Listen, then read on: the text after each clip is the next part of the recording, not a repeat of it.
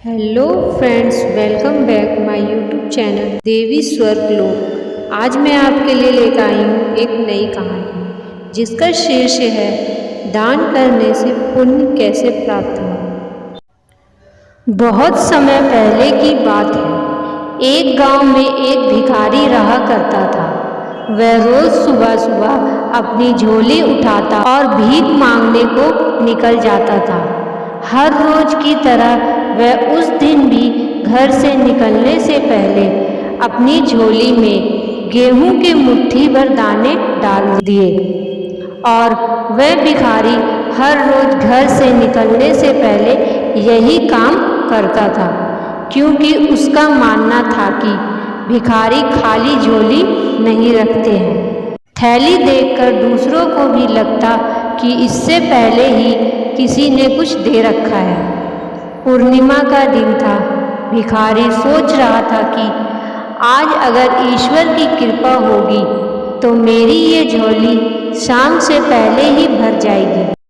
अचानक सामने से राजपथ पर उसी देश के राजा की सवारी आती हुई दिखाई दी। देने से कोई चीज कभी घटती नहीं, लेने वाले से देने वाला बड़ा होता है।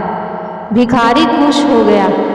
उसने सोचा कि राजा के दर्शन और उनसे मिलने वाले दान से आज तो उसके सारे दरिद्र दूर हो जाएंगे और उसका जीवन संवर जाएगा।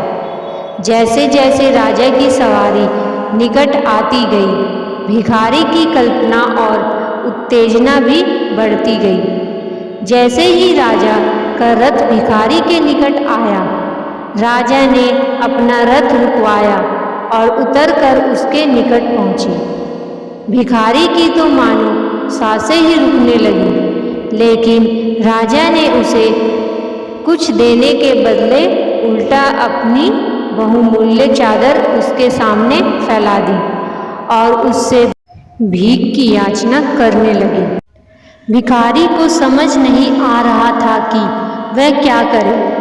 अभी वह सोच ही रहा था कि राजा ने पुण्य याचना की। भिखारी ने अपनी झोली में हाथ डाला, मगर हमेशा दूसरों से लेने वाला मन देने को राजी नहीं हो रहा था। जैसे तैसे करके उसने 2 दाने गेहूं के निकाले और राजा की चादर में डाल दिए।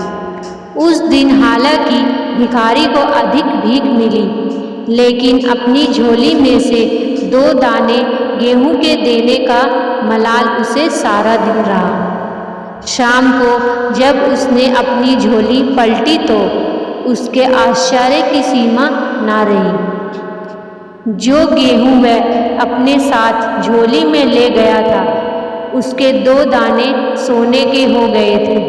अब उसे समझ आया कि वह दान की महिमा के कारण ही हुआ।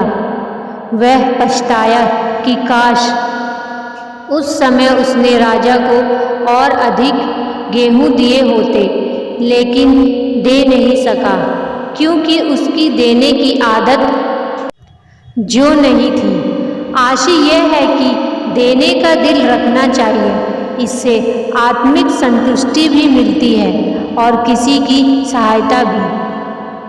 कहानी सुनने के लिए आप सभी का धन्यवाद।